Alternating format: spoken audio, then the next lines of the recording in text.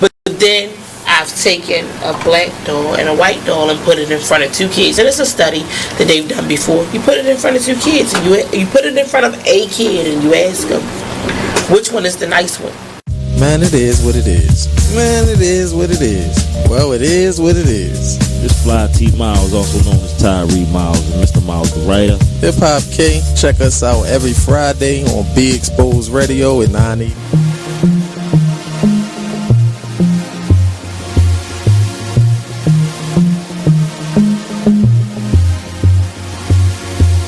Whatever happened to the times when we cared for one another? We shared the same respect. What is happening? We're trading what's important for shiny things.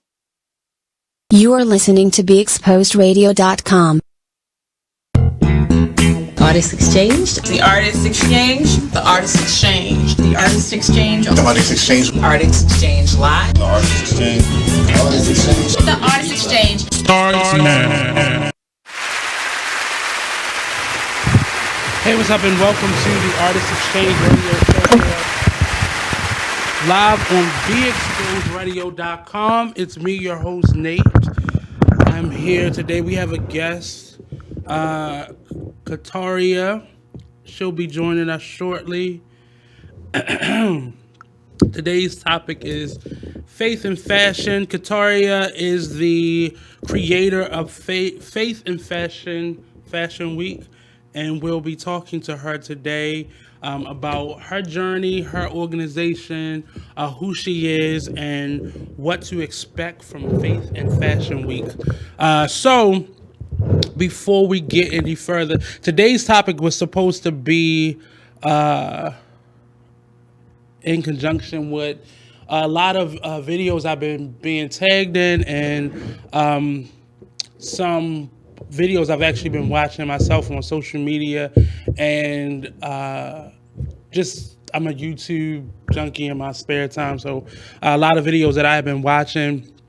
Hey, Hakeem, on the subject of church, and there are a lot of YouTubers and vloggers now that are specifically discussing church issues, and there are a lot of pastors that are being uncovered and exposed for their behavior and their indiscretions, and a lot of people are coming out claiming to be the children or the mistress or the other person in a relationship, or there are a lot of lawsuits for bad behavior, for rape or molestation across the board, but more specifically in the black churches. And I'm gonna ask Ms. Quintaria, because I know her organization has a really big faith base, and what her thoughts on these revelations and these exposed priests and pastors and church deacons and such. And I just been watching more, and it seems to me that the people who are doing it are living in a space of being ex-church members or ex-pastors or ex-such and such. And there have been some like radical and out there stories about some things that have been happening within the church, and it is uncomfortable, one, to say the least, what's been going on and how the church have been handling some of these stories. But on the same token, when it's someone who is held at a high esteem or has a specific talent of preaching or talking, they're covered and they are protected and they're hidden. And what they've done has been glossed over and not addressed directly. And there's been a lot of support around those individuals who have gone astray. But if it's somebody outside of the church is often the first people to speak out on certain sins and certain behaviors and such. And it's like a double standard that we have. We talk a lot about the police department and politicians that have this double standard, but we're finding it in the black church as well. And I say black church because I'm not any other race but black, so I can't speak on any other race, really. So we're gonna talk a little bit about that today, and probably a little bit later. And also, we have a couple of events coming up. And I want to say to you, if you are a business owner, if you're already in business, if you're thinking about starting a business, if you're struggling with a business you just started or you've had for years, look for the resources that are out there. There are a lot of free resources to help you get the things that you want to get done. You just have to be open to them, and you have to read between the lines sometimes, and you have to actually get out there and look for it. Stop waiting for people to help you. Stop thinking that somebody who's doing what you're doing will be the first person to help you, because often they're not. But there are a lot of resources. I worked with Sharon Nixon of the Fashion Umbrella Foundation, who gave a class this weekend. It was from 11 to 4, and not that many people showed up. And we were giving out free information on sponsorship, how to obtain it, how to secure it, how to maintain it, I found myself in my portion of it. I was talking mainly about the theater, the media portion of sponsorship and being a business owner. And I found myself giving out information that wasn't a part of my agenda or part of the things that I was talking about. But we don't want to go to things. Often if something is labeled as free, it's not really a part of my time. It's going to be a waste of my time if they're not charging for it. If I charge for it, then why are you charging for this information that you can be giving out for free? So I'm going to see the crazy part. We charged for this one class. It was $25, and you really would have gotten your money's worth. We had a lot of people coming out. It's going to be something that happens on a monthly basis with myself and the Fashion Umbrella Foundation. This coming weekend on the 25th, I believe. Yeah, the 25th, we're actually going to be doing another class. Oh, actually, on Thursday. On Thursday at Center Stage, we'll be hosting another meeting from 6 to 8 at Center Stage right here on Calvert Street. And it is geared towards designers, artists that are connected to fashion, whether you be a photographer or a costume designer, fashion designer, jewelry designers, event planners, boutique owners. If you are in the fashion industry in any way, whether it be indirectly or directly, this is for you to come on out, and you'll get some more valuable information, again, for sponsorship, how to procure it, how to maintain it, how to develop a strategy for looking for sponsorship, what types of sponsorships would be best for what you're doing. Not all sponsorship is about money. Sometimes it's in-kind donations. Sometimes it's bartering of services. Sometimes it's products. So what type of sponsorship would you need, and what could this business help you with? A portion of it will be a pitch competition where we're matching up various individuals that come on out, and you'll have a couple minutes to put together a proposal, and the winning team will actually get a really, really awesome prize for doing so. The number of prizes I don't know as of yet, and I'll get that information on that, and I'll post that as well. But you've been seeing the posting that I've been having around, and I want you all to come on out and take part in this. It's not a lot that you have to give. All I'm asking for you is just to come on out. It's a Thursday at Center Stage. Bring your dinner with you, or bring a little snack with you. You can eat along the way. We'll have some refreshments there as well. But I want you to come on out to this. This is in conjunction with the Fashion Umbrella Foundation. And I'm supporting a number of organizations and trying to bring diversity to their given field. We did a mashup program for the Peel Center, as well as the and this is going to be the second organization I'm working with. And the Peel Center was the first one. We did a mashup program with some performance and visual artists, and it came out great. We gave micro grants, courtesy of the Deutsch Foundation, to various artists. And 3 groups. We matched up 3 different groups of artists and came up with a really good program, and it came out really well and kind of helped people to work together. One of the things I want people to stay away from is when you have a grant, your integrity is very important. Whatever you say you're going to do, it's really important that you do those things, and that you keep your word, if you will. It is very, very, very, very important that you do that.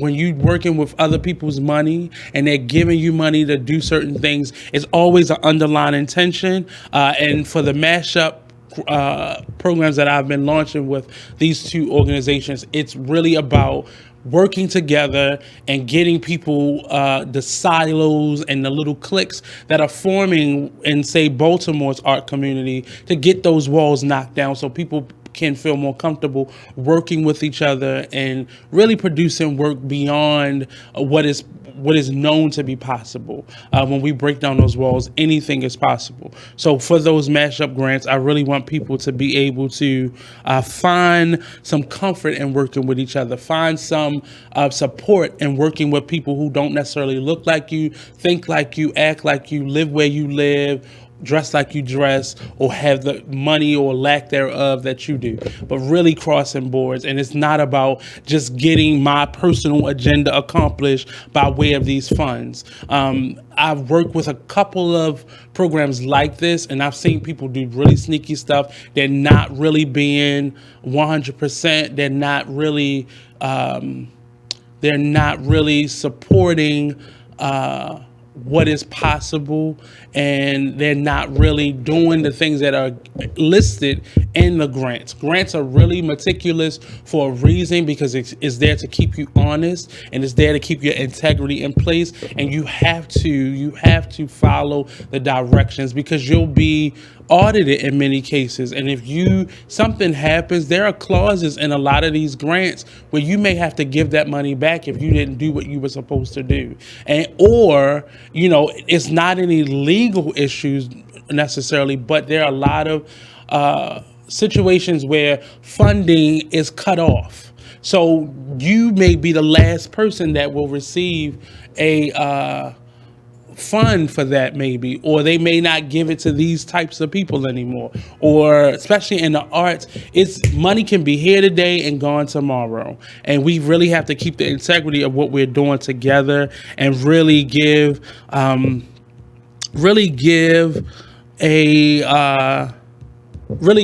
what we were supposed to be getting done. So specifically this Thursday, we'll be with Sharon Nixon with the Fashion Umbrella at Center Stage. So definitely come on out to that. If you are an artist, if you're a designer of any kind, whether you design costumes for theater, or you design for boutiques, or you sell, you crochet, whatever it may be, if you are a designer, if you are a videographer or photographer or lighting or jewelry, any type of design that you do, come on out. If you're connected to the fashion world at all in any way, or if you thought about being a designer, this would be a great opportunity to get you some information. Specifically, we're talking about sponsorship.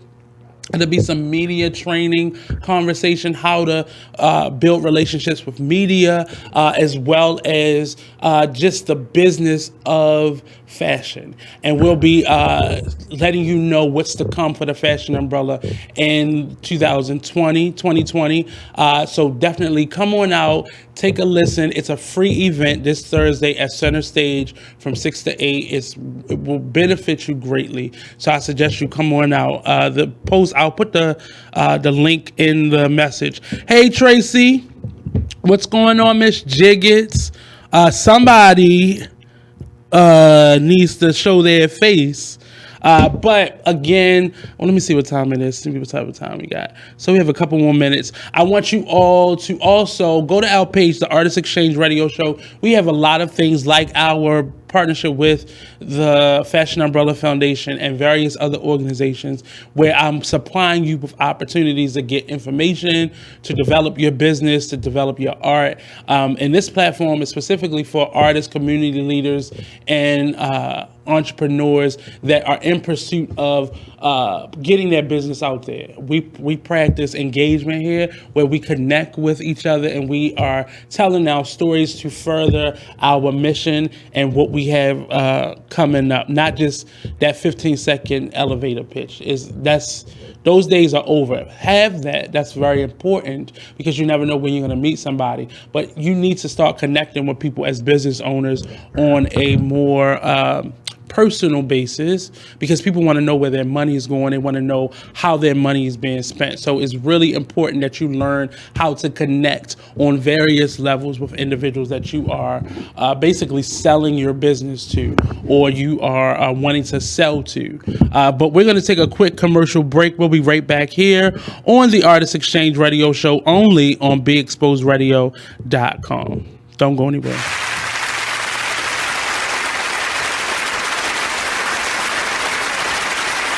There's a rumor going around that Tyler Perry and Oprah are beefing. Well, let me tell you about this. Tyler, okay, told Oprah, bitch, if you don't have my money, we're going to have a problem. Ooh. Oprah said, what is the problem? Ooh. You said if I don't have your money, there was going to be a problem. So Oprah is standing her ground like, bitch, I'm in charge. Yeah, you know, you may have a $250 million studio over there that you film all your shows and movies and stuff on, but I have the empire. That's what Oprah said. Oh, these are her exact words. Allegedly. I made this up. But allegedly. I made it all up.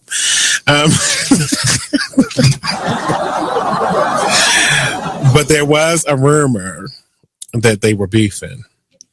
But Tyler confirms that they don't have any issues. So it says it was recently reported on the rumors that was swirling that the twosome were on the outs over constructive criticism of a Perry's show. Well, I got some constructive criticism, and we can be on the outs, Tyler, and I don't give a damn, because I'm going to make a promo out of this anyway and share it to your page. I need the scenes on Have and Have Nots to be like 5% shorter, each one.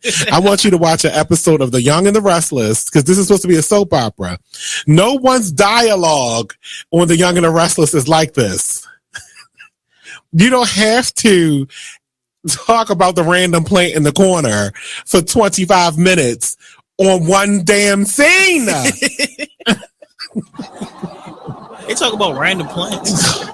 It was a blood stain on the floor for 5 episodes. I can't take it. We need to kick this up. I'm sorry. I love the Have and the Have Nots, and I continue to watch it in its 5th season, but I get so mad when I can go get myself a glass of water and come back and he had just started the next sentence in his first paragraph. I can't stand it. They just want to get the point across. It's not but you don't get the point for 4 episodes. It's too much. So now, according to ET Online reports, Tyler Perry has a pre-cut and dried response to a pretty cut and dry response to the rumors about him and Oprah. Here's what he says. It's completely false. What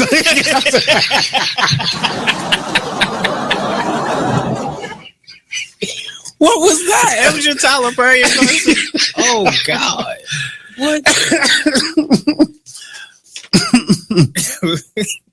That was my Medea voice. Oh, gotcha. Nothing is accurate in this article except for mine and Oprah's names. That's what he said. I mean, you see what I mean? You gotta stick around. I mean, every Tuesday at 7 p.m. I mean, they pay us to do this. So we go off every week right here on BeExposedRadio.com.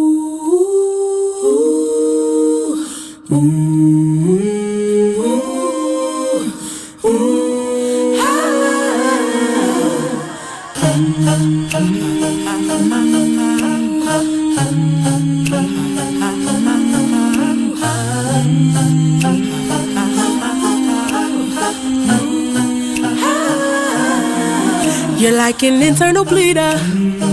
Can't see your pain, but it can silently kill ya. So deeply wounded, but don't say a thing. Too afraid of what the people may say or think. So you just sit there and you suffer in silence. Your pride won't let you just uncover your secret. Don't wanna look weak in your image, it ain't worth losing. So you just act as if it's nothing happening. God sees you, and God hears you. Yes, God loves you. You're like an internal bleeder. Can't see your pain, but it can silently. You are listening to BeExposedRadio.com.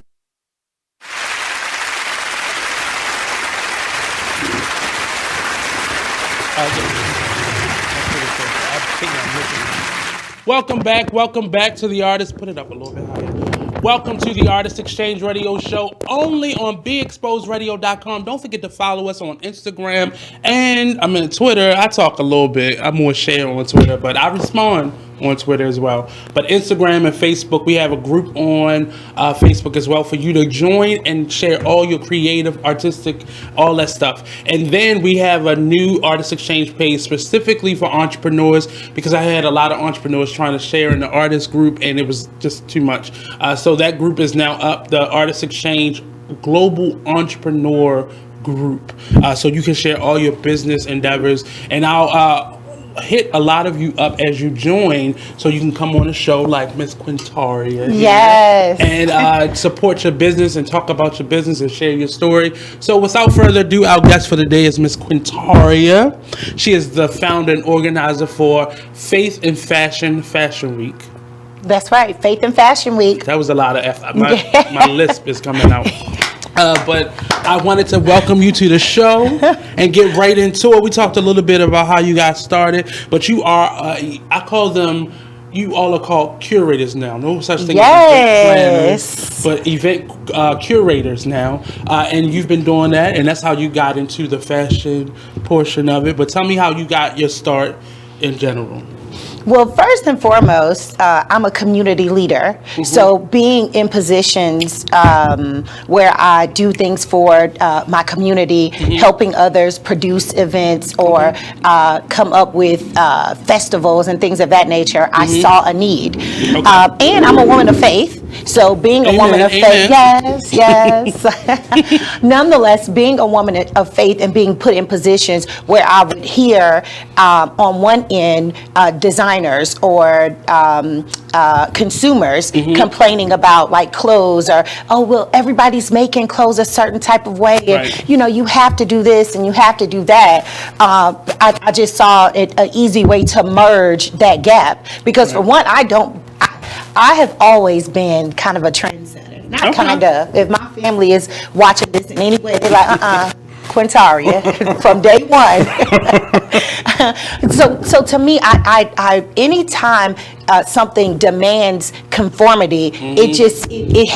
it doesn't sit right with my spirit. That's and especially if we're supposed to be the head and not the tail, mm-hmm. how are you going to force me to mm-hmm. do something that if that is truly the platform, if right. you're saying there's nothing out there, so I would hear consumers saying there's nothing out there, designers saying, well, if I don't produce risque looks, then no mm-hmm. one will, support me or whatever. So we put a platform together, Faith mm-hmm. in Fashion Week, showing people how you can be trendy, tasteful, and high, how you can love God and still sparkle every now and again.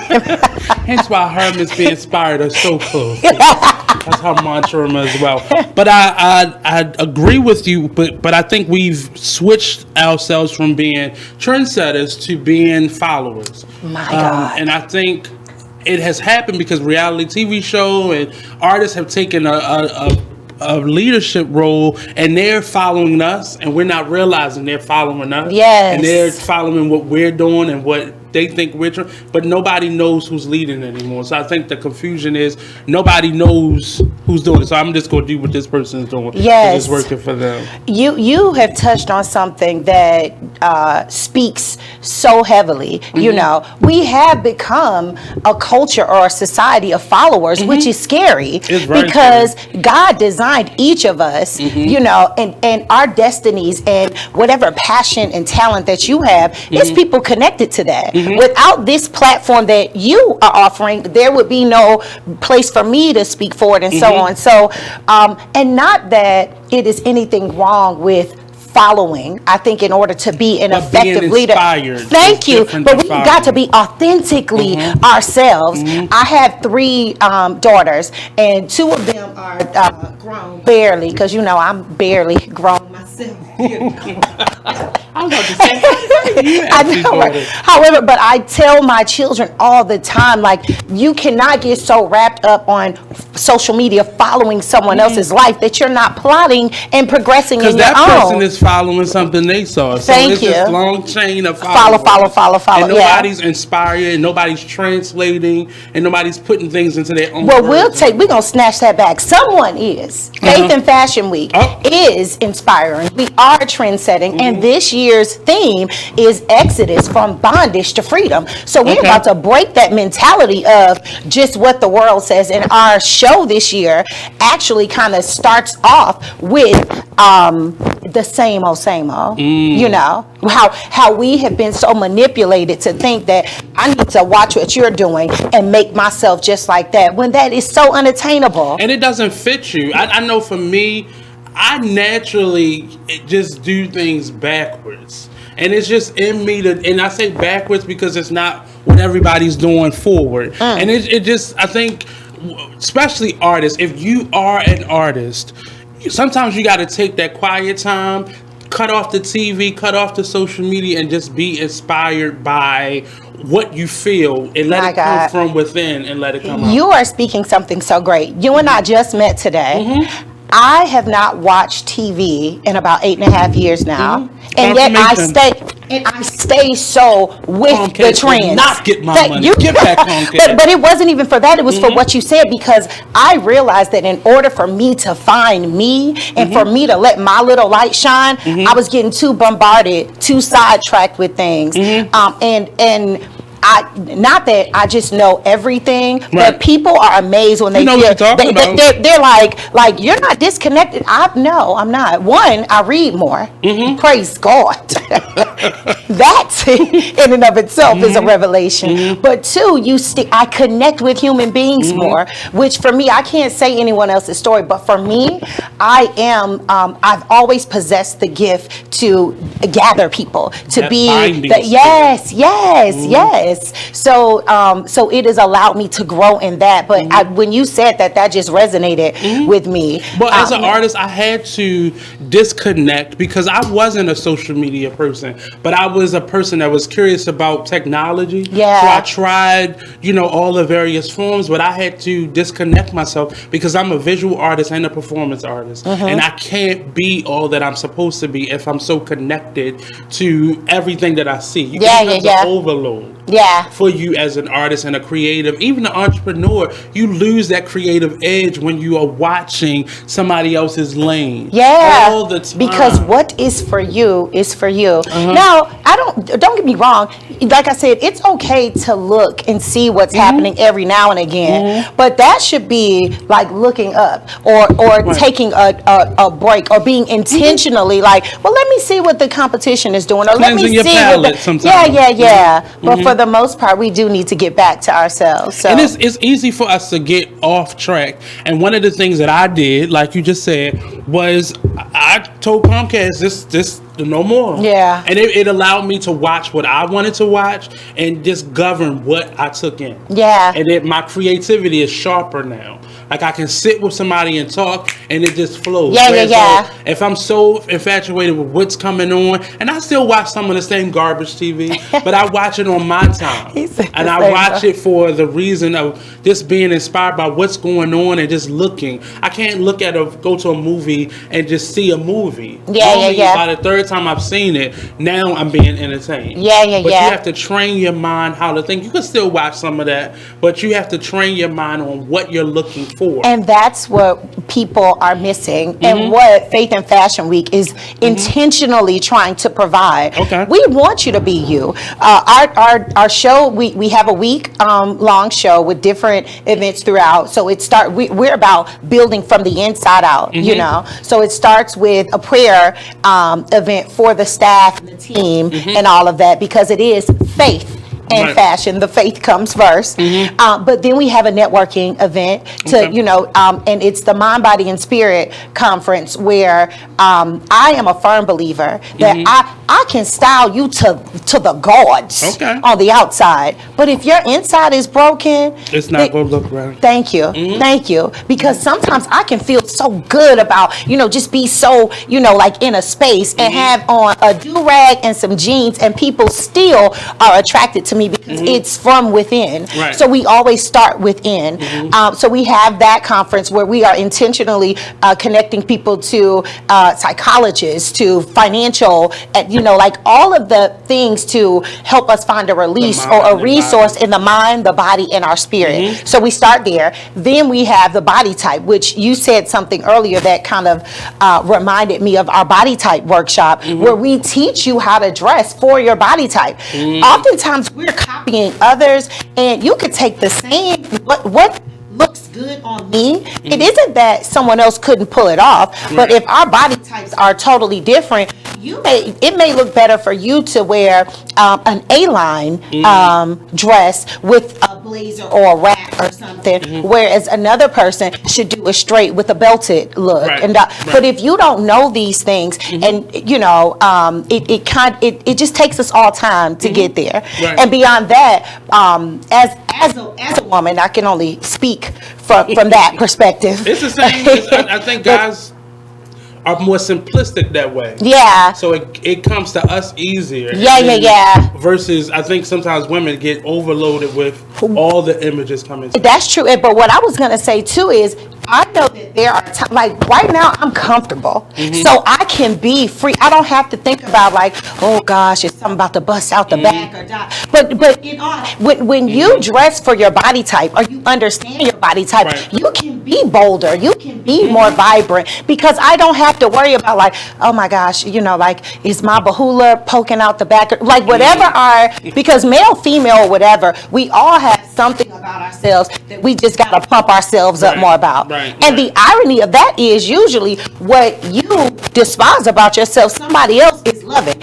One person's like, oh, my legs are so long. Somebody else is like, I wish I had your long legs. But when we begin to dress in more confident ways, we can be more of our authentic self, because I don't have to worry about how I look to you, because I've already slayed that. And and as a guy, I've had to go through some of those same things, because I've only been heavy in my adulthood. So I dress like I feel comfortable dressing. I always knew how to be comfortable, but I've learned how to just dress for my size more, and how to shop for me. Not trying to look like anybody else. So I think we get caught up in trends, and trends come and go. That's what a trend is. It's like the breeze.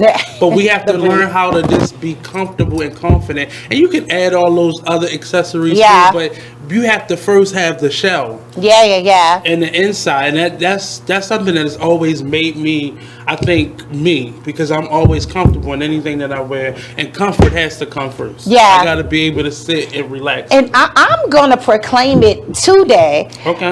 Next year's body type will include men. Like for the sample. Yes, you heard it here first. Like, this call is being monitored and recorded.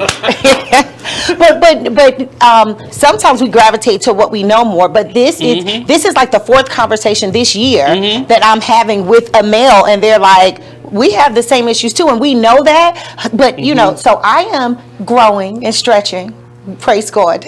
But we're going to incorporate men into our body type workshop as well too. In the fashion in the last couple years, because fashion is starting to be more non-gender conforming. Yeah. Because I'm gonna say honestly, for me, so to be a guy, and I'm a little short, and I'm a little stout, there's little to nothing for me to wear. Wow. So don't make me start another clothing line. I'm just saying, really, the entrepreneur. It's really nothing for us to wear unless we get something made for us or we get something altered. And I've always had to get my clothes hemmed up and taken out here. And, and, you know, I'm a odd size, and American clothes are only even. So I've always had to take something in or add fabric here, and it's just for guys. It's not out there, and I say that to every time I walk into a boutique with a female friend. I'm saying, so when y'all gonna start making guy clothes? And you I don't wear suits all the time. What the irony is to that is I hear more people than not that have to do something to their clothes. Like very few people. I can just walk in and put on whatever. And most people like, well, I have to adjust this, or I have to cuff here, or do so. Because we're black men and we have shapes just like our black women. Yeah. Straight up and down. Yeah, praise God. But we're going to take a quick commercial break. We'll be right back here with Miss Quintaria. Yeah, thank you. So don't go anywhere. We'll be right back. Yeah, that's definitely been since when I was young.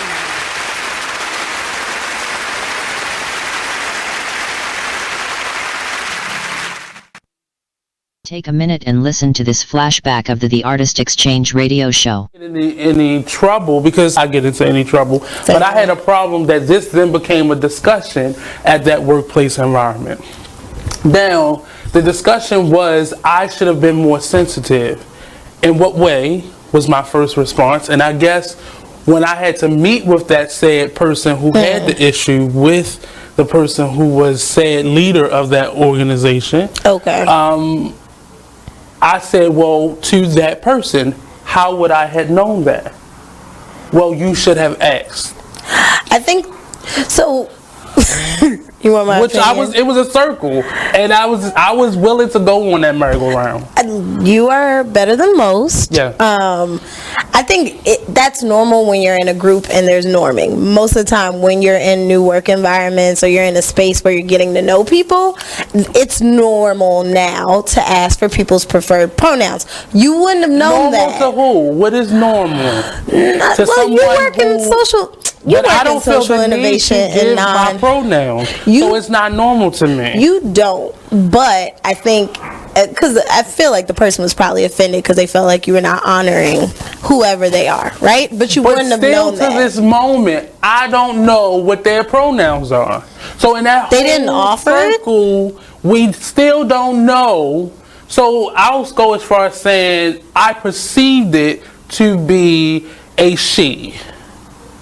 Perceive them to be a she. Them. Yeah. Her, him, they, them. It seems like they, them would be the easiest one on this one. Join us every Monday and Friday at 2 p.m. for the Artist Exchange radio show, only on BeExposedRadio.com.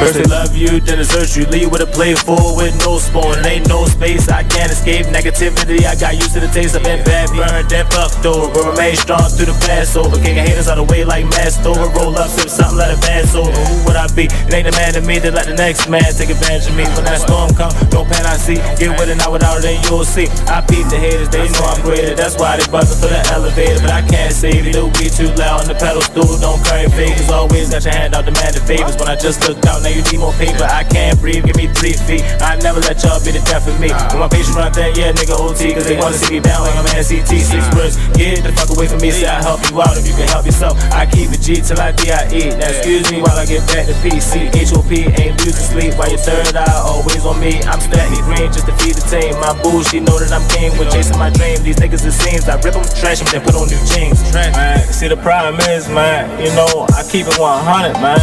Yeah, man, like if I got it, then you got it. Yeah, man, but if I don't got it, then I'ma give it.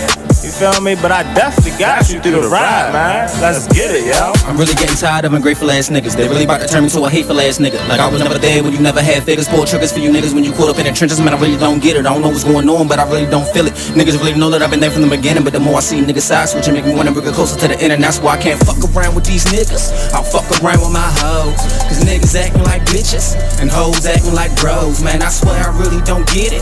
How people switch up they roles. First it was nothing but love, but nowadays I don't know. It seems like anything goes. Where can I go? Cause lately fucking with you, I just stand at a fork in the road. It's hurting my soul. When I'm around you, I shouldn't feel like I should stay on my toes. So where do we go from here? Get dough from here? Or are we gonna end it on the road right here? Cause either way, whether it's left or the right on my property, niggas gon' blow round here. Fuck cities up while we do shows round here. Keep our music bumpin' while we blow Joe round here. Don't be looking salty if you're not going nowhere. Should've kept it with the move instead of moving over there. Cause I'm getting to the point where I just don't care. Know you're thinking to yourself that it's just not fair, but you made your choice and I won't be taught. Just know ain't no fucking coming back round here. And we shining and grinding. You mad that you ain't at the top when you see what we climbing. Our music is timeless. I thought you would witness the vision, but it's obvious that you blinded. I thought we was brothers. I thought we was fam, but it's plain to see that you don't give a damn. Everything cool when we out selling grams, but now what's the problem? A mic in my hand, man. Dang. Feel you, my nigga. See, niggas be like the one thing you always gotta remember is people gonna try to project their insecurities onto you. But you can't listen to what them niggas saying. You gotta get out here and do your shit regardless. You gonna do what you love for the rest of your life anyway. So why not turn that shit into something? Be a man of everything you say. This shit bigger than me, man. Like yeah, I'm good and all that, but you know what I mean? I ain't shit without y'all.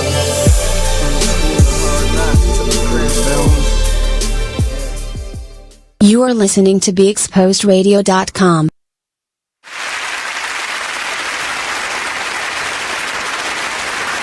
Welcome back to the Artist Exchange Radio Show here live. My legs are so dirty. Artist Exchange Radio Show here live only on BeExposedRadio.com. We have Miss Quintaria, founder and operating manager and executive, all those things, of Faith and Fashion Week. I want to say Fashion Week. Yeah, Faith and Fashion Week. And joining us Yes. is Ms. Be Inspired, Hey, Global family. Be Inspired. She's joining us. She is doing the media portion for Faith and Fashion Week. And we love her and appreciate her, and the heavens open and she fell out of the sky for us. We're trying to like just get her back. You know I love y'all. But it's a pleasure working with Quintaria and the rest of the team. This is Kendra. You all know Kendra. If you follow me, you know Kendra. Yes, that's my bestie. But she brought this opportunity to me. And at first I was like, oh, you know, I want to make sure I can dedicate the right amount of time to it. But let me just say, I'm so glad I accepted this opportunity. I'm so glad first of all, I got a chance to meet you, Quintaria. Let me tell y'all, family, Quintaria is awesome. Y'all do not want to miss this Faith and Fashion Week. And the rest of the team is amazing. So we're doing a lot of work to help to promote this event. But we really want you all to support it because you will not be disappointed. A lot of work is going into it. Yeah. So we were talking a little bit about her beginnings and all that stuff, but can we find out when it's going to be, where it's going to be, how do we get tickets? You want to share all that? Okay. Yeah, sure. So the event is going to be in Silver Spring, Maryland at the Sheraton Hotel. All except for the luncheon that is going to be on the 10th. So we'll give more information about that. And that's downtown Silver Spring. Yes, downtown Silver Spring. And so then there are going to be some amazing workshops throughout the rest of the week. I believe it's on the 12th, the 14th, and then the 16th is the grand finale fashion show event. Now that's the event that is going to be awesome. We want you to attend the workshops as well. We want everybody to attend the workshops. But the fashion show event is the highlighted event. That's when we're going to have the runway and the designers and the models. So the 10th through the 16th, something is going on all throughout that week. The entire team is working really hard to put together an amazing show and awesome workshops. And where will it be? At the Sheraton Hotel on Georgia Avenue. Mm-hmm. But if you go to faithfashionweek.com all of the information is there. And thank you, Naomi, for bringing that up. The beautiful thing that I love about Faith and Fashion Week, because I've done things with other fashion weeks and fashion shows, is each day it builds upon itself. But like we were talking before, like it means something different. So the prayer breakfast, it's a little more, it's a brunch breakfast or whatever. It's a little more intimate, but it's like I said, to kick off and put us all on the right foot. So we'll be more of a celebration to my awesome team and our models, and everyone who is participating is invited. Media, whomever is participating, to get our mind right. And I am a firm believer that as a leader, it is imperative that I have my life together as best I can. I'm human. Praise God. I'm human, But I think sometimes we just step out foul because we can, and that is not what I want. Like I want my legacy to be intentional, and so that's why I had to be intentional about this event. Like we're gonna start it off right, Okay. So we got some awesome people coming to pray over us, and I wanted to celebrate my team as well. What has happened in the years? This is our 6th year, and I am so grateful for everyone who's helped us over the year. I love the team. I think on every meeting I'm like, thank y'all. Because I'm really appreciative. When God gives you an idea, you can only take it so far. You need people. And great ideas, God usually gives you those, and a team is attached to it to begin with. That's right. But in years past, I always felt like I ran up at the end, was like, thank everyone so much. I love y'all. And it was kind of generic. Although my heart truly did appreciate. I said, I'm going to start off with gratitude this year and thank everybody and hug on everybody and love on everybody and all that good stuff, so that at the end, of course, I'll say thank you again, but it won't just be thank y'all for y'all, like it'll be. And sometimes support staff, that's really what they need. Yeah. And we don't realize that somebody will do something for free only if you say thank you. Yes. Like if they see the gratitude coming in. Sometimes gratitude isn't always our best foot as artists and entrepreneurs. It's be about getting the work done. I am very results driven. But I thank God for allowing me this year to be intentional about putting something forward. And another thing is we're supporting a nonprofit this year. Back to Basics. Yes, Back to Basics Ministry. And I'm actually a board member, but they help the homeless community, and we are trying to fundraise to support them as well, just to give back, just to show that fashion and all that is cool, but the whole point is for us to be leaders in our community and to love on one another. But back to my point, what she kind of brought my mind to is if you are an entrepreneur, like our networking event would be an awesome opportunity for you to come out and connect with like-minded people that can help you get to the next point in life or whatever you have going on. And then for body type, if you are or are not a fashionista, I think that everyone can find something throughout the week multiple things throughout the week where they can come and participate. We do get a lot of attention for the grand finale, and we want you at the grand finale, don't get it twisted, but I would love to see those leading up events packed as well, because that's where we're pouring into you. Do not get me wrong, the culmination of it all will be at the grand finale, but we're pouring into people intentionally along that way. So are they ticket events along the week? Yep, they're ticketed, and it's through Eventbrite, so everything is there. But again, you can go to our website at faithfashionweek.com, and it'll lead you everywhere. Workshops. That's an awesome thing, because I like when we're allowed to be creative and we're allowed to put our work out there, but there has to be some type of give back where you're doing this for the purpose of, because just putting your art out there, that's fine, but that's getting you results. But you got to replace some of those seeds that you've taken back and into your work. One of the things that I wanted to kind of address is how does the faith and the fashion where do they combine? Where do they? At what point do they intersect? Well, just to be like very surfacely, like with the tasteful fashion, just showing people that you can be trendy and still respect yourself and love God. I am a Christian woman, you know, and I would find myself oftentimes having to either defend being like being too trendy, or having to to feel like oh, that's too much. And I feel like it's a balance. I feel like I don't know about you, but for me, I'm so beyond it now. It's hard to even like put myself in a mindset where because it doesn't matter to me anymore. But I can think back to times where I would think twice before I don't want to say too much. Even now, not anymore. Not anymore, babe. Okay. You know,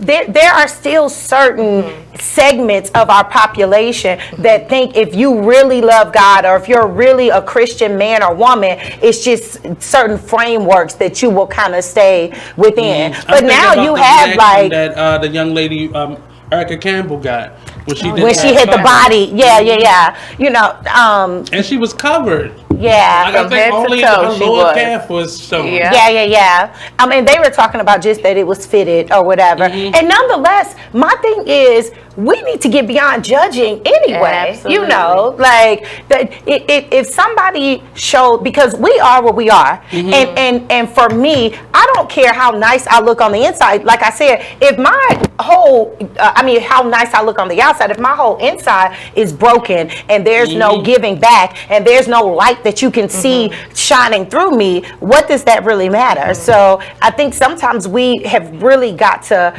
learn to empower ourselves. But to answer your question about where do faith and fashion intersect, it's because we are intentional about it. We put God first.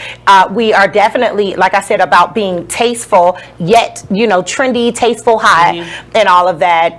And we keep godly themes. Like last year, our theme was Genesis, and we did the whole, creation story. This year, it's Exodus, from bondage to freedom. So we'll have that, let my people go, that Pharaoh thing going on. But it really is from the core. Like, I want people delivered in a way. My ministry, and some people differ, I'm arguing with people all the time, like, girl, you ought to preach, and it's something in you. I can't say that, but I can flow in where my ministry flows, and where I inspire people. This happens to be the platform. So we want people delivered and to think differently and to live boldly, and all of that comes through God. So that if it takes a little sparkle, to get you there, like however we got to sparkle it up, but the goal is for you to have a more intimate relationship with Christ and to be amazing while you do it. So let's be amazing while we pay a couple bills. We can on the Artist Exchange Radio Show, only on BeExposedRadio.com. Come back. Don't go anywhere. Get something to drink and come right back.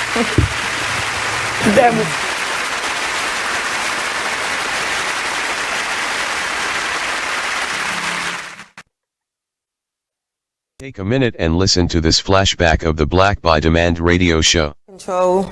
They said she wouldn't, so they didn't know if she had a weapon. So it's just a mess. So yeah, you do have to have these discussions with your children. You do. And you have to make them aware of that there is an enemy out there. Every time the police pull you over, or every time you have an interaction with the police as a black person, you are at risk of being in front of your enemy. Hopefully, it's not a police officer that wants to demonstrate that he's your enemy, but we all see it's a high probability of that being the case.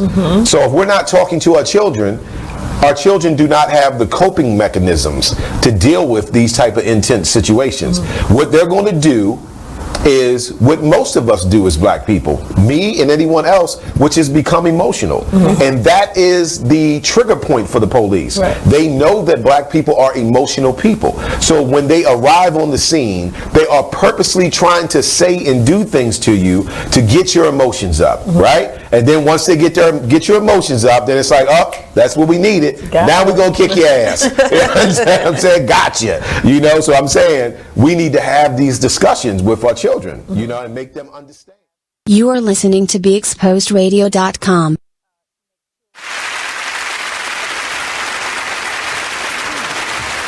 Welcome back to the Artist Exchange Radio Show. We're talking faith and fashion with Miss Quintaria, and we've suckered in. Absolutely, suckered me in.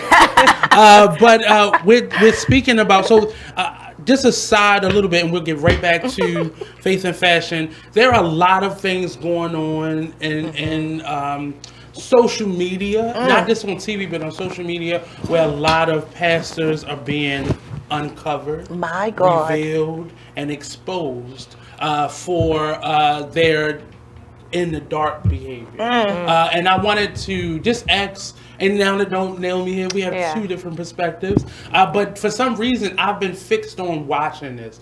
But the people behind the camera that are actually hosting these blogs and YouTube shows were ex-faith church members or ex-pastors or ex-deacons or somebody who was in the church who is now hurt and disgruntled with how things were going, to politics, the people, and not being able to separate the building, the faith from the person. And can you speak to why you feel like we're having this explosion of uncovering of bad behavior, specifically in the black churches? I mean, it's happening everywhere in the music industry, in the arts, everywhere, but specifically now in the black churches, and not necessarily judging them, but why do you think it's being uncovered the way it is? In terms of just a regular blogger who used to go to church, who doesn't go to church, they being the ones that uncovering it now. Why do you think it's happening in that way? Yeah, I think it's a sign of the times. As believers, we believe that the return of Jesus Christ is very near. And so if we read scripture, we see that there are certain things that we need to be paying attention to, that there will be a great falling away and different things like that. So if we're paying attention, we can see that that's what's happening. So there are a lot of things being exposed and uncovered, and very quickly, because of the time that we're in. We don't have very much time before the return of the Lord Jesus Christ happens. And so I think that is what's happening. I think if Galatians 6:1 says, ye who are spiritual, restore such a one. Those of us who are believers and we see our brothers and sisters who are falling away, or those who are being exposed, then we have an obligation to pray for them. We have an obligation to reach out to them. We have an obligation to say, hey, this is not the way of Christ. This is not the way of the Lord. So there are several things to me that are happening. There is an exposure happening because there are some things that need to be addressed, because there are a lot of people's souls that are at stake. And then the other thing is a test of our faith. Are we willing to have compassion like Christ did and not judge? And judge not yet, lest ye be judged. We could go in scripture and point out various references on how Christ showed compassion to the sinner, but asked them to turn away from their sin. So we are in a time of revival where things are being exposed very quickly. We have an obligation to respond as believers. Non-believers, our job is to pray for them and extend faith and salvation to them. If they accept, they accept. We're also called to shake the dust off of our feet in certain hometowns or in towns that we go in if they don't receive, because who's called, they will hear. They will hear and answer the call. So there's a lot, I think. It's so much. It's so many layers to it, but the exposure is because there are some obvious things that need to be addressed, even in the body of Christ, because He's coming back for a church without a spot or a wrinkle, and there are a lot of spots and there are a lot of wrinkles still within the body of Christ, still within the church, that need to be exposed and still need to be addressed. So that's how I view it. Ye who are spiritual, restore such a one. We should not be in a position where we're so ready to judge. Even with Kanye West, my heart goes out to that young man, because we can't judge the way that God is using him and deciding to save him. He's been saved for what, 6 months? Both sides. Right. So 6 months, and the believers, we should be rejoicing over one. That's what the scripture says. Heaven rejoices over one soul. Do you know how many souls People are attached? Right. His event. And you know what I mean? Following him as he travels with it. So if we have concern about the way in which he's going about the revival or evangelism, because that's what he's doing, he's evangelizing, then we should pray. We should be like, okay, God, we see his desire. But, you know, so yeah. Thank you for that, because the Lord knows what he needs to do. I'm glad she hit all the points. And to the core of me, and Lord, you're going to have to work with me on this one. Guide her, Lord. Guide yes. But I believe, I agree with everything that my sister just said. However, I feel as though we have gotten so hooked on religion, so hooked on tradition, so hooked on what your mama's mama said, so hooked on what your daddy said, and we don't know where they got it from, and on and on. God wants your heart, my heart, and I believe that sometimes we have to be shaken up to where it's so unbelievable because we're not fully trusting in God. We're believing our pastor. We've given all yes, that's my point exactly. And I believe that God has to show us that he can work through anything, and I believe that it appears to be happening so quickly because we've been lazy. Yes, I believe as the body of Christ, we've been lazy. Like I said, when the show first started, I'm a community leader first.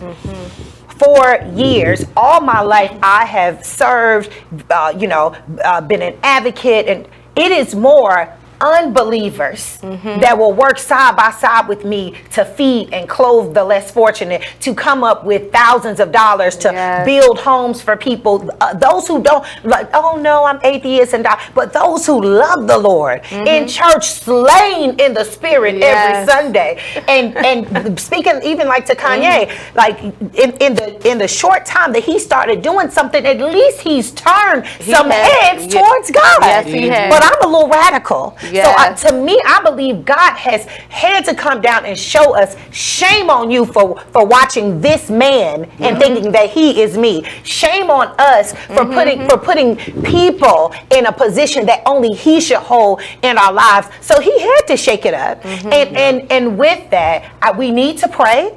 We need to, first of all, I think that we need to examine ourselves, because even what I said, it makes no sense for me. And again, I am human.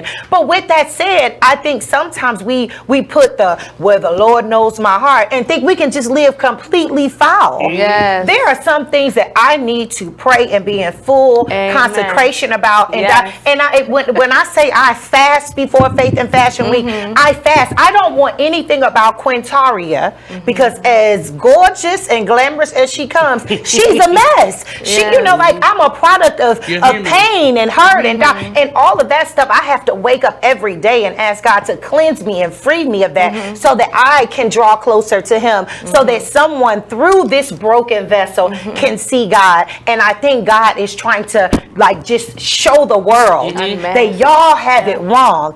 Christians, we have been lazy. People of faith, we've been lazy. It's easy for me to let another human dictate whether I believe in God or not, because we know that they're going to mess up. So if I put everything in a pastor and he or she falls short, I can see. That's why I ain't going back to church. And God, please, nothing will keep me. And even as a businesswoman, I was just talking about this the other day in another platform that I was on. I'm going to show the love of Christ everywhere I go, in every facet. I might not break out and start speaking in tongues or anything like that, but you should see residue of the God that I serve. And because we don't have enough out here in the land, he had to show us, stop being lazy, stop falling short and worshiping these idols and these humans, and serve me. That's why it's shook up right now. That's most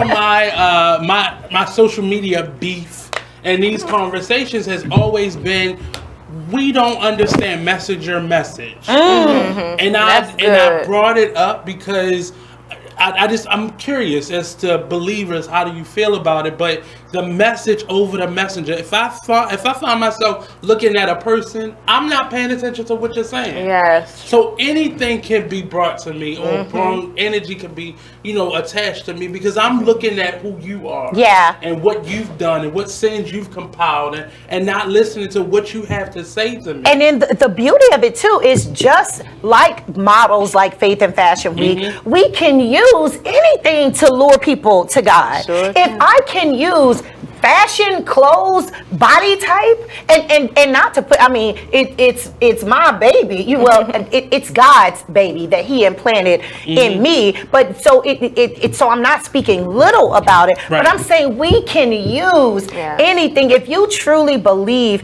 in God, if you truly know His awesomeness and His power, you can use toenail clippings to bring people that, like we're gonna have a conference on how to properly and pray. Like people, we don't, and I won't say, I can't speak for you, I'll speak for the places and spaces that I have walked. Even praying over areas, praying over things, praying over children, praying over circumstances, we don't evoke the power that's in us.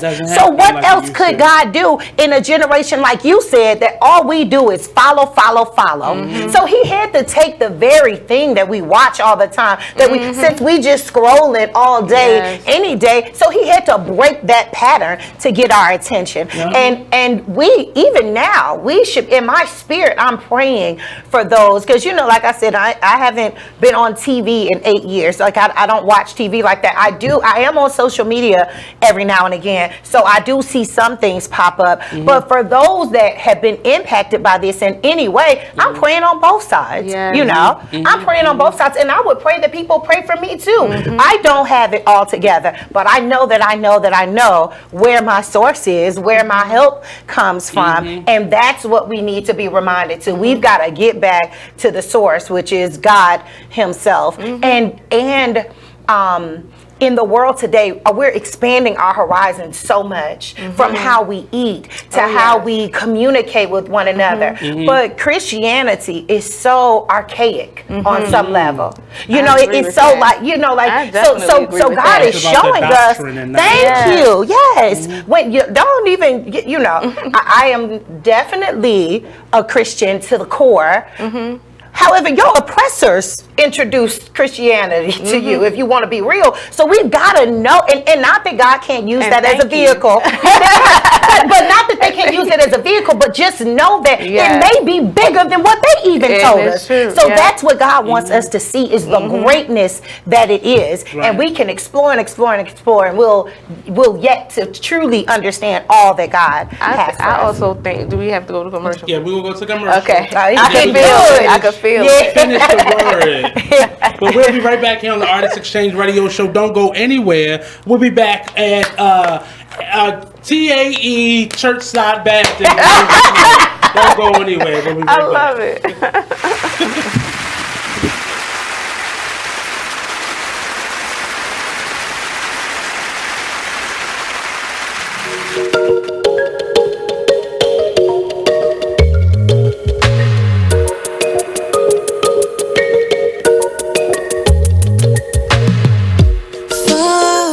This unknown, to find who we really are.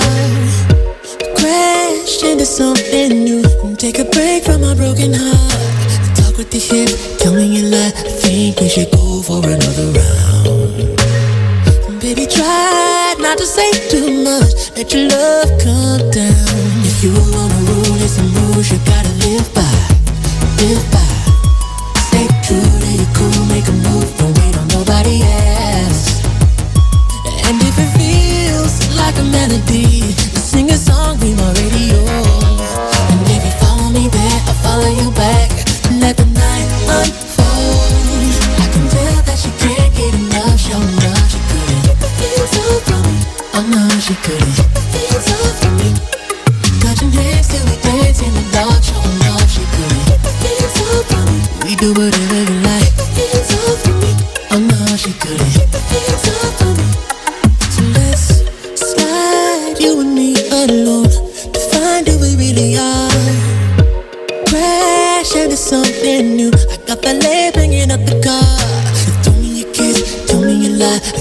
we should go for another round. Baby, I wanna take you, but we gotta groove so we can lose the crowd. If you wanna rule, there's some rules you gotta live by. Live by. You're now listening to BeExposedRadio.com. Check out this fire flashback. We need to relearn what it is to be these bosses and how we conduct ourselves as business-minded individuals and just people in general. I let my gut, and if I call it gut or God or whatever, I'm led by that energy. I know where it comes from. I know where it's, taking me, and you have to figure out what is important to you, and don't play this game. It's a game that we've learned to play, this chess game, and life is not a chess game. Life is real, bones, flesh, blood, decisions. Make sure you check out the Artist Exchange Show every Monday and Friday at 2 p.m. only on BeExposedRadio.com.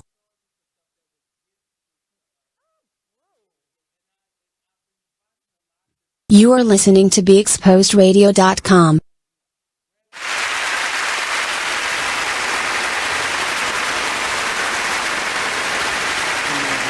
It didn't make sense the same way I was getting it when I was younger as I'm seeing it now. So I'm just observing the patterns in it, and just welcoming the different discussions or opinions on it. So I often ask people, and I use this as my testimony platform and how we engage with each other. Yes. So I notice what you're doing is more engagement, more evangelism in how you're presenting your talents and your gifts as a means to, one, just fellowship with people, but also just be able to use the gifts and talents that you've been given. So that's this conversation connected. But Naomi was going to say something before we went to break. Oh, yes. We were talking about not putting your confidence in leaders and things like that. Of course, there's scripture for that as well.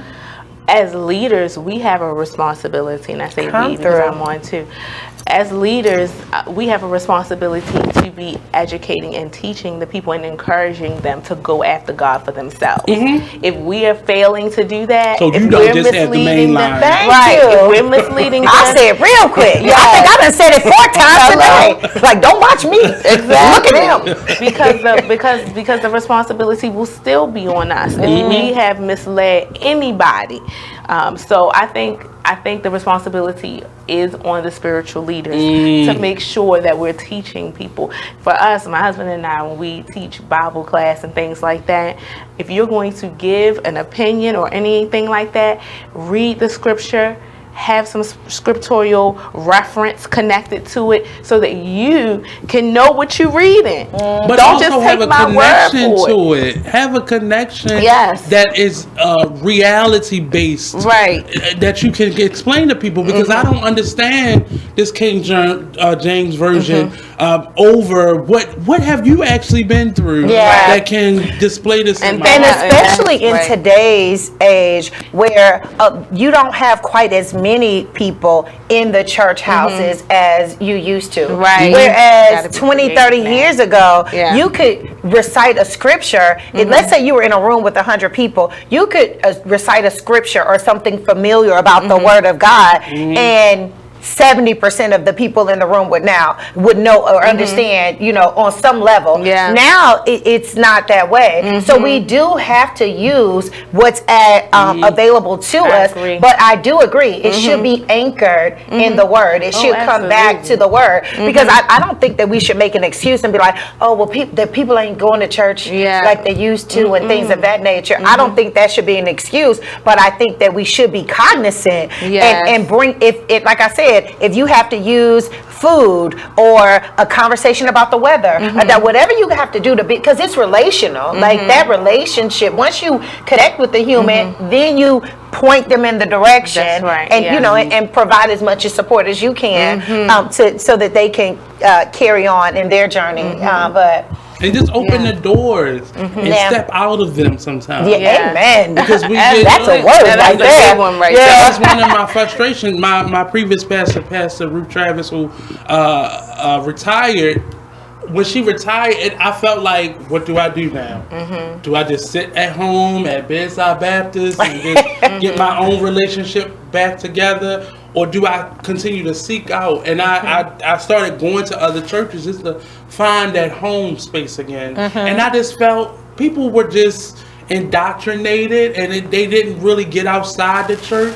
So anything that came in that was new and fresh just seemed of the world, and there was no connection to, well, I know what I do when I leave here, but what do you do when you leave here? And always pointing the finger, and nobody really feeling comfortable.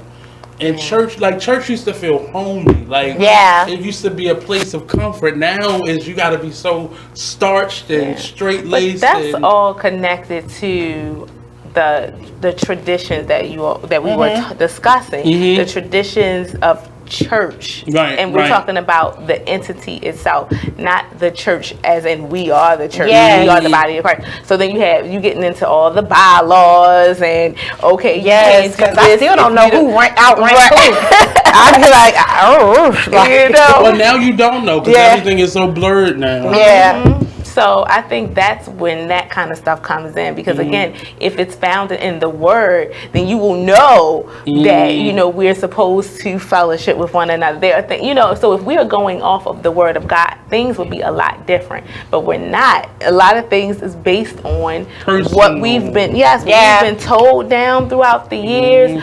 Personal advancement, anything that's not connected to the Word of God. And that's what the issue is. And what you say is so true. If we connect it back to the Word of God, a whole bunch of stuff would look different. It would. But that starts to threaten those who are comfortable with tradition. And because like you said, Jesus himself, it is. However, Jesus was so non-traditional and unconforming and pressing the limits, healing people on Sabbaths and like the nerve of God, But I'm saying if we think about it in today's context, we should be pressing and asking questions, and we can't fear those who are kind of like you're not going to challenge this as long as we are coming in order. And I truly believe that you can approach and evoke change on any level when you come with love. When you come with love, there are things I have through the grace of God been able to change things or be a part of a changing movement or something, and people are like, they did that for 100 years. How did you? But it was because first I asked God, I sought God, and I said more than anything, keep me humble. Keep love first. It is amazing what you could. People tell me all the time, like, I feel like you just cursed me out, but I don't feel bad though. But truly, it's love. Love is a balm. It is that will heal you. So that's what is missing a lot, because we do need to start stepping up and challenging things. And I thank God that you brought Kanye up, because I am very if someone were to look at me, I don't bubble in many of the same bubbles that people would, I think differently, and I'm okay with that. However, we should be applauding and celebrating and loving on Kanye. Because if he is doing something right, wrong, or in between, I'm just gonna hold that, because we'll have to start another show. However, but if we love on him enough, that will allow God the space to do him. And the very people who are judging, how many people are you leading to Christ? How many services are you? How many times are you opening your doors? How many? Your annual report. Thank you. Thank you. Thank you. We all could do more to show love to others, and that love is what even gives people the thought of you know what is it about you? I hear that all the time. People want like, Quintaria, you're not what I expected. But that is the God in me they see, and hopefully they say, I would have never packaged you as as all of that, and that just opens the door for them to. So don't stop with just me, it goes on to my connection to God. God. So we just lay the foundation. Yeah. When we come back, we gonna get into the business of faith and fashion. All right. Right back only on the Artist Exchange Radio Show, only on BigExposedRadio.com. Don't go anywhere. But that's my.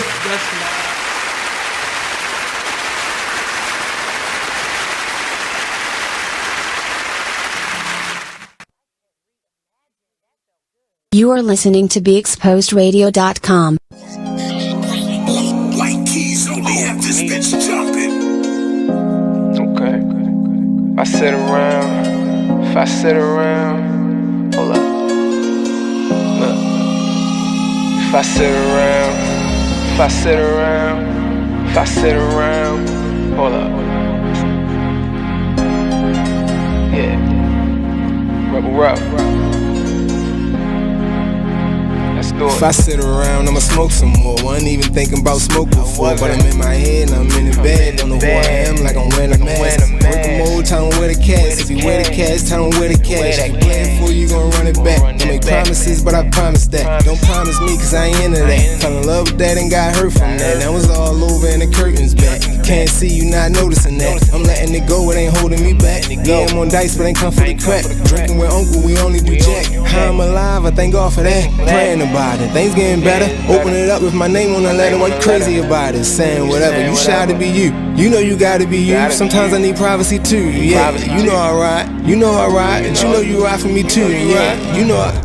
Look, you like getting that hit for real. When it's me and Murray, just us, we chill. I'm in a rush to get off to get you. Never ever had to floss. Listen to this flashback of Skyline Radio Show. So where we at? Where we talk about the effects and what's going on in these schools. Yeah. And what people don't understand. Just real briefly, I just want to talk a little bit about what people say bullying is or is not. So bullying comes in many forms. It's a teasing, it's the cyberbullying, it's the texting, it's the phone calls, it's the posting of pictures and people's personal information to pretty much cause them harm, to have them feel insecure. It's the sex assaults that people actually put out there. There are physical assaults, and there are mental assaults and emotional assaults. And what I like to remind individuals that any aggressive behavior towards anyone that is unwanted and unwarranted in an individual asks you to stop. Let's stop there. Stop. And they should be respecting that. Respecting that and respecting yourself, because when you're able to respect another person, you're able to respect yourself. Right. And the way that you're able to show that respect is that you know that you have a gift and you know you're uniquely made. You are listening to BeExposedRadio.com.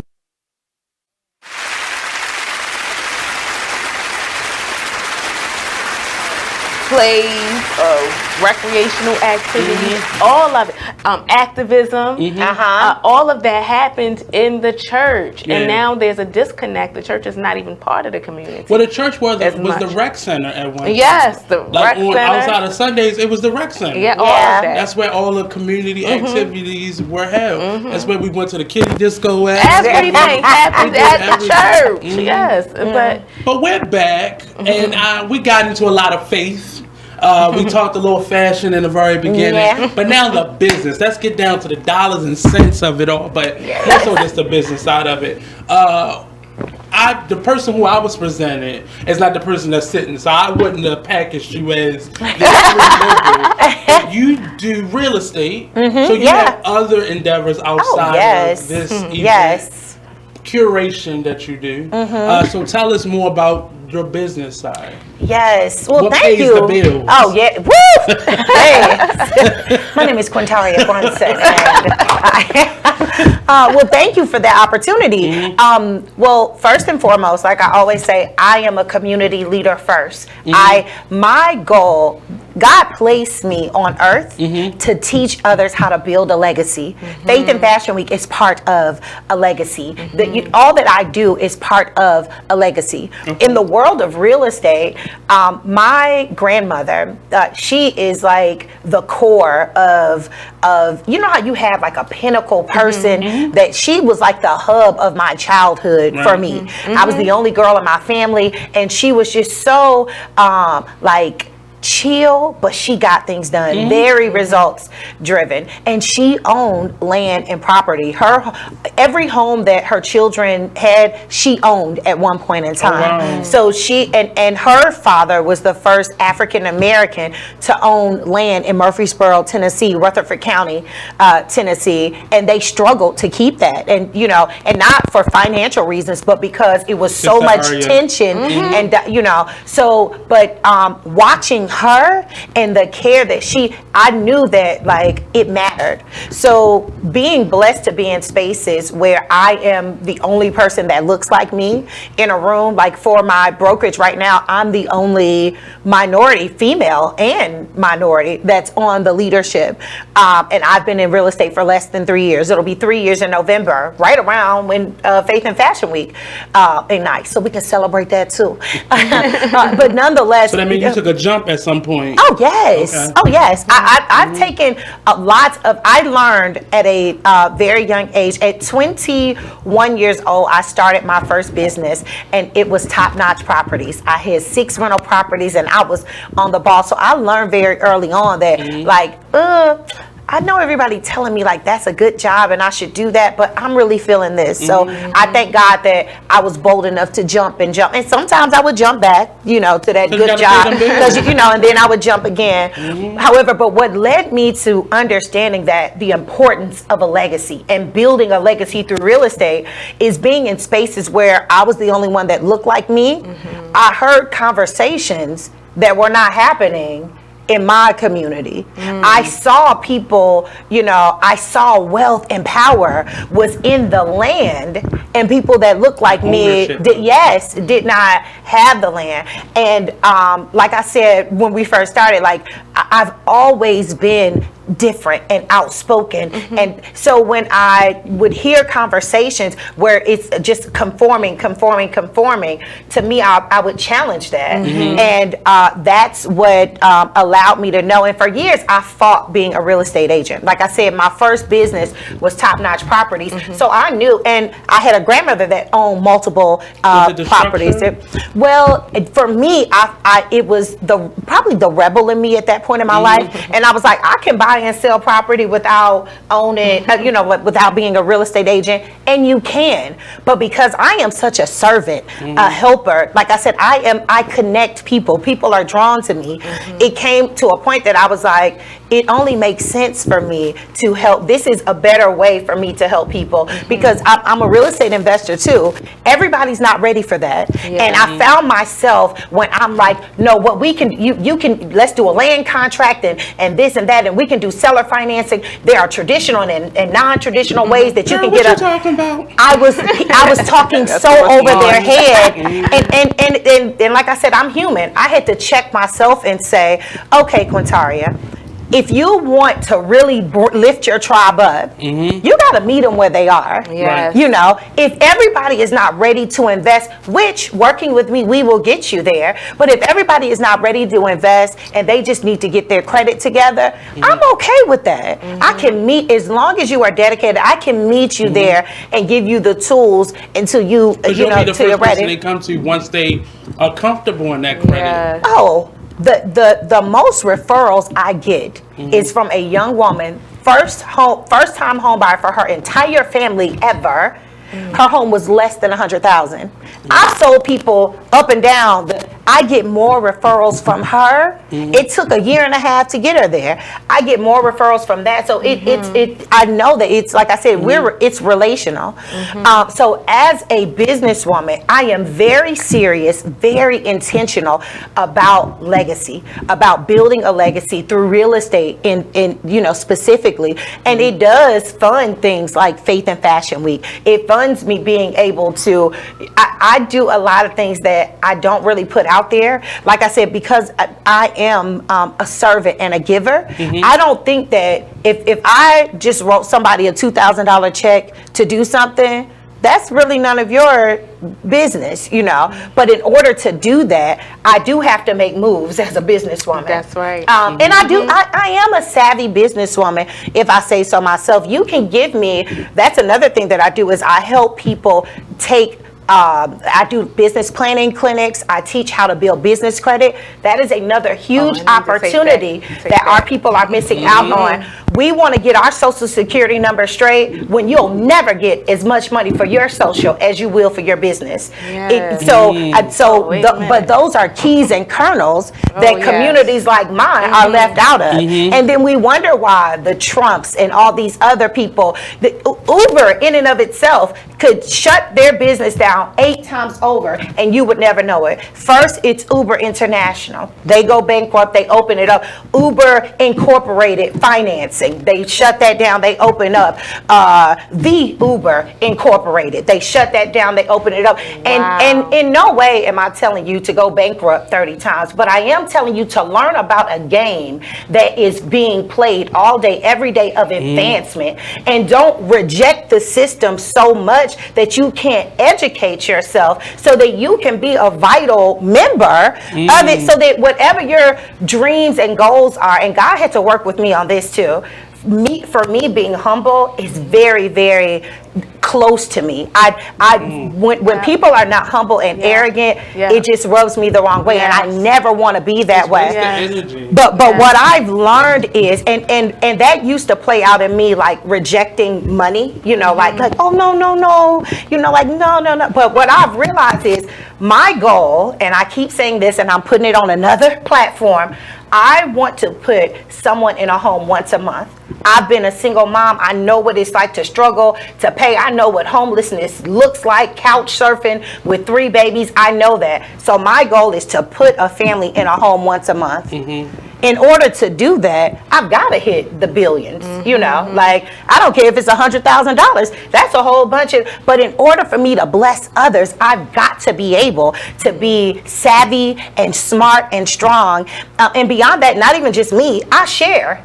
If I know it, you know it, period. Anybody who knows me know that there's not a piece of information that I don't share, that I've just given y'all probably 20 kernels today alone. If you, that's why I check that box. Okay, check that one.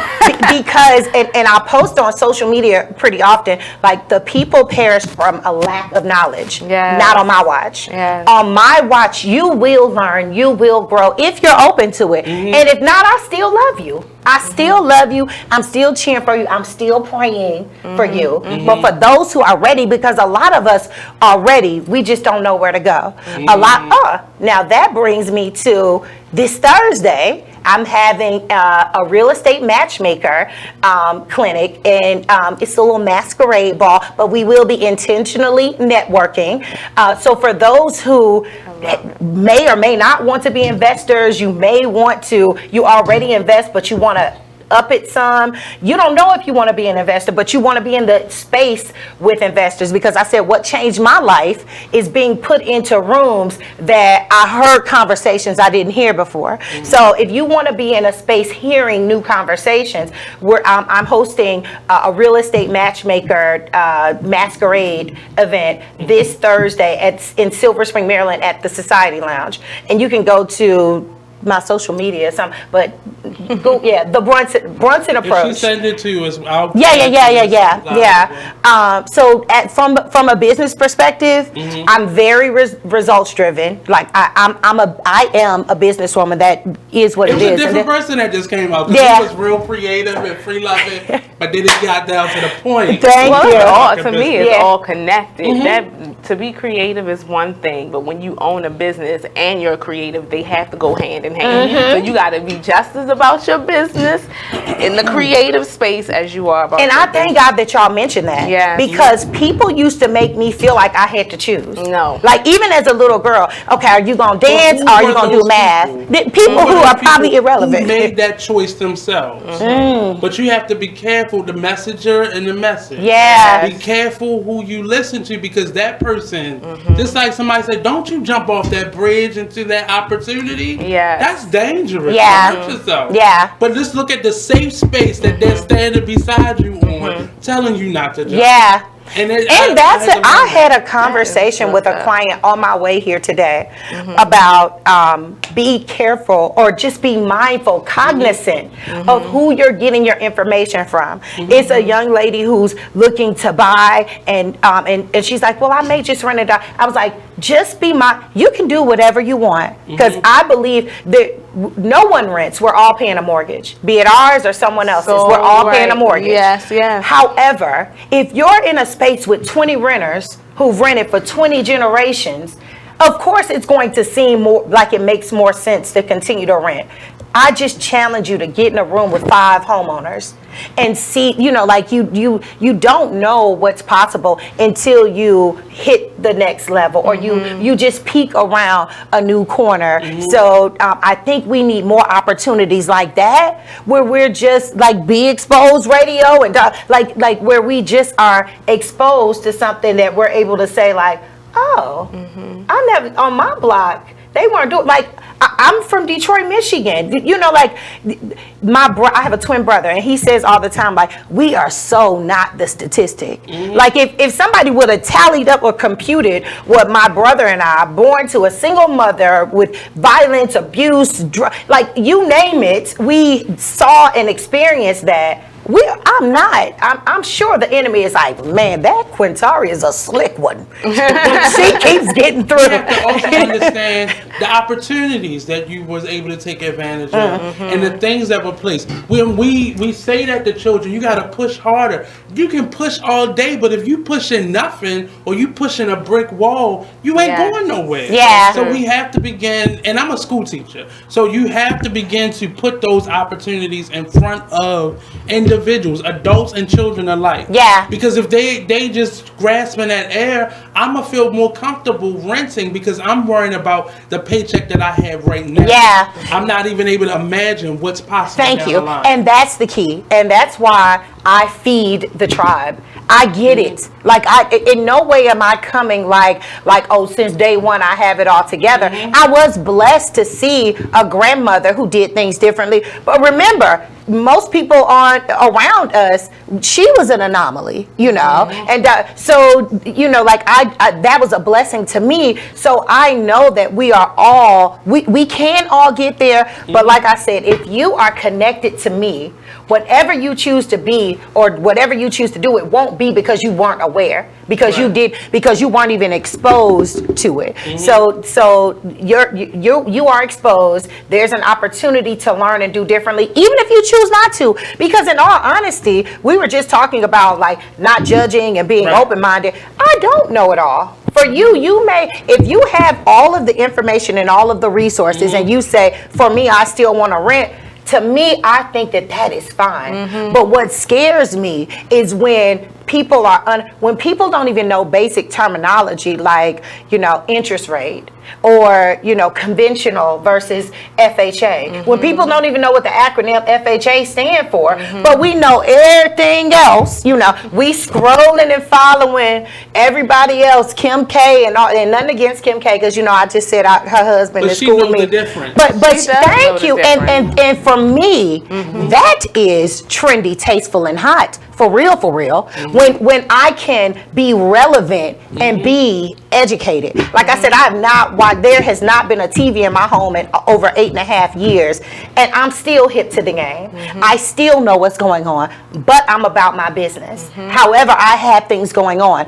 I've been able to start multiple businesses during that time frame. So just be in the world, but not of the world. And you're saying things right now that make sense, and it's things that I've been able to discover in my life. When you have, it's about sacrifice. I think it all starts with a sacrifice, and somebody sacrificed so you were able to see something, and then you learned what that sacrifice was and were able to go after these things versus all these things over here. Yeah. And so we have to begin to sacrifice in our lives, and for our children especially. I see so many parents that are choosing themselves over what's happening for their children and just waiting for their child to turn 18 so they can get it done on their own. But you haven't built anything for them. And if you haven't given, thank you.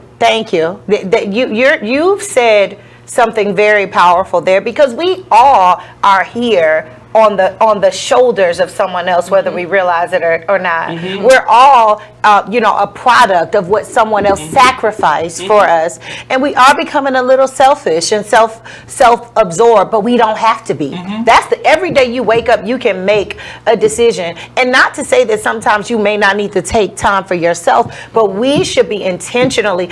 I do what I do, like Faith and Fashion Week. I pray that my oldest daughter had a baby. She's 7 months. Sorry, Braylon. That's my booty.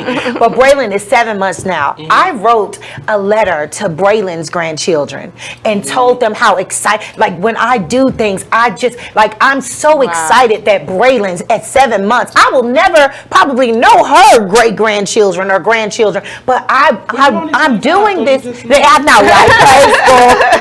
Oh, I love him. But my point is, unselfishly, I am doing and building and working for people that I will never see, but it is my legacy. We've got to get back to that core that we care about our legacy. On my door before I leave, it says, make our last name matter today. And I put that so intentionally so that when I leave, my comings and going, am I making my last name matter? Now, it can change if my husband is out there. I'll make whichever name matter. We can just make a new plan. I know, right? But the point is, I may come off as different and a little weird because I have sticky notes and prayers, and above my head I got a prayer in the morning and but you have to pour that stuff into you. Indeed. I mean, and don't get me wrong, it does look so natural, and on some level I'm sure that God designed me in such a way that I am a sponge for this, but I am intentional about what I pour in me, what I don't allow to come in my space, what I will not allow to be put into me. So that's why when it's pressure or just in day-to-day conversation, positive things come out because I'm intentional about that.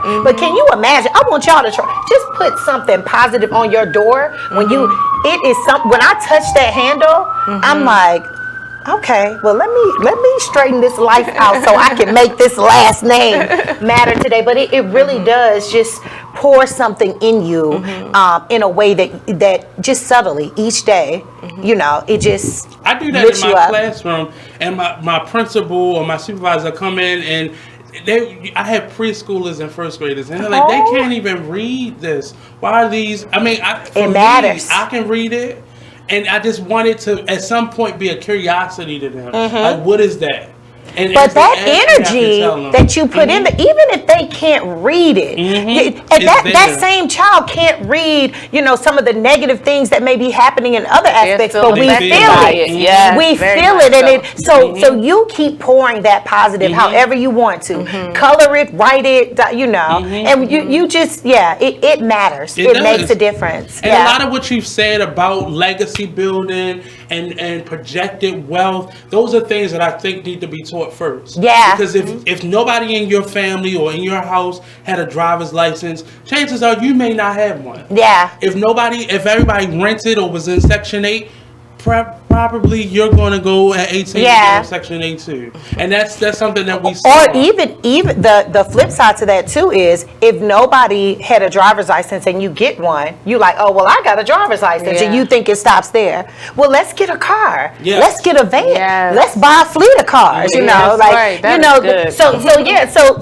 So I do like that legacy builds upon, and I am intentional about waking up each day and wanting my grandchildren to have something in place. Like Beyonce said, what?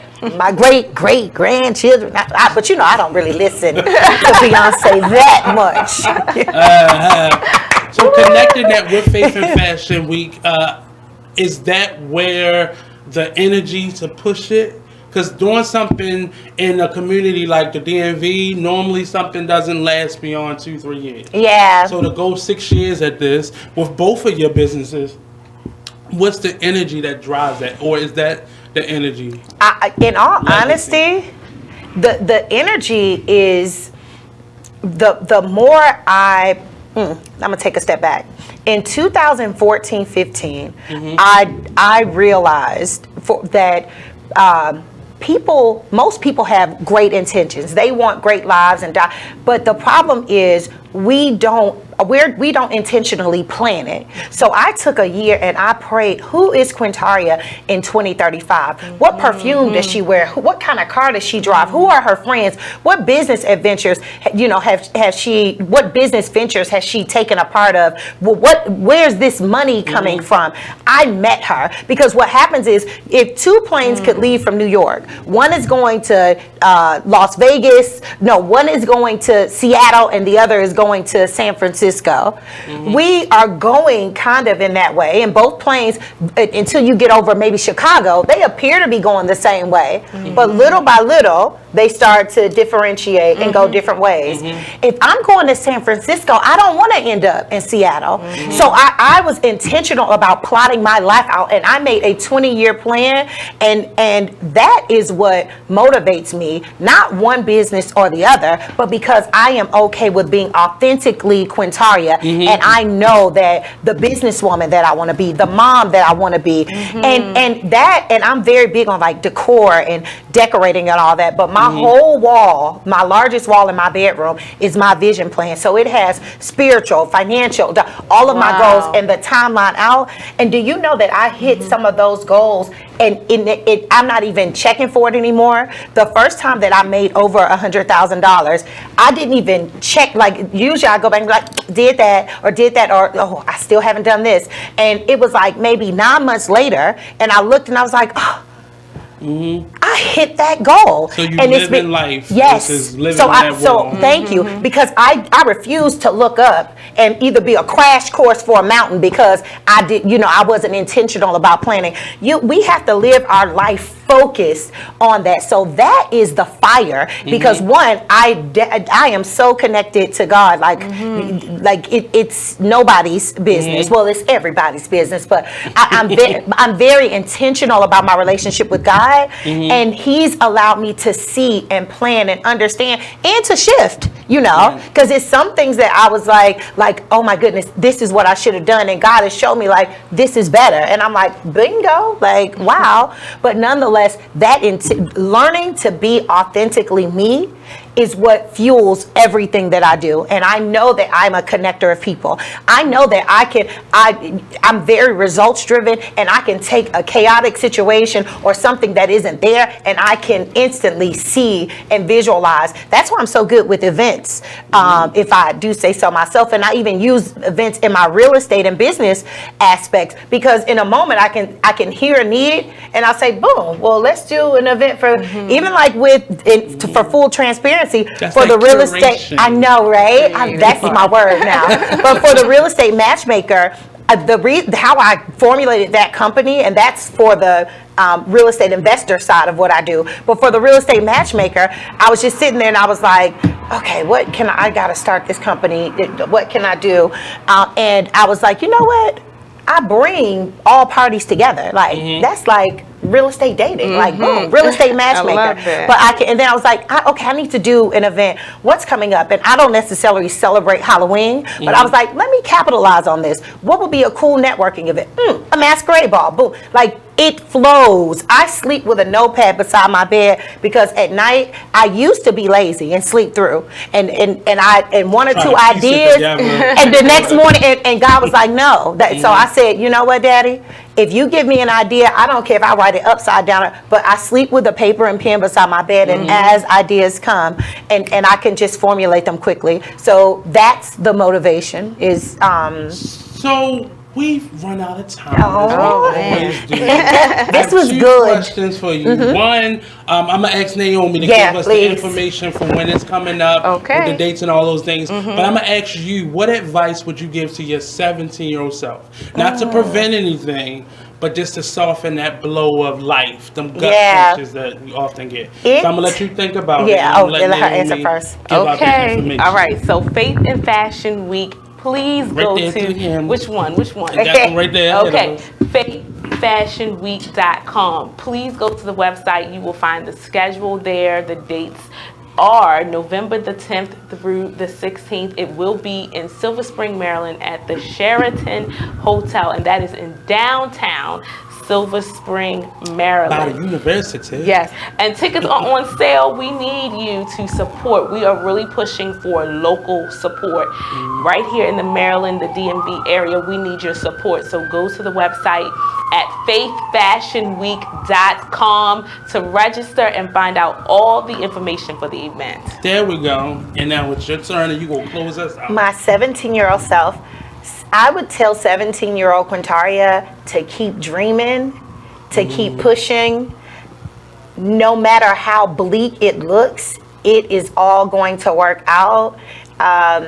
And to align myself with positive people sooner, and to be okay with cutting things that are not in line with what I need, to cut that off a little sooner. I held on to a lot of things for longer than I should have. And although it has made me the woman, yes. Yeah, so to cut off things that are not directly aligned with my purpose, but to hang on and keep dreaming. Faith and Fashion Week. We've discussed it. We've got to the bottom of it. Yes. I'm going to post it on our social media once the show is over. Thank you for coming. Thank you for having me. So much. I've had a good time. Thank you. Next up tomorrow, Talk Lately Radio Show with Monty. So don't miss out. And then we have a whole lineup of shows throughout the week. If you want your show to come on Be Exposed Radio, don't forget, hit me up at info@BeExposedRadio. Put in the subject line, Nate, I want a show. And I'll get back to you at my earliest convenience. And that's been the Artist Exchange Radio Show, only on BeExposedRadio.com.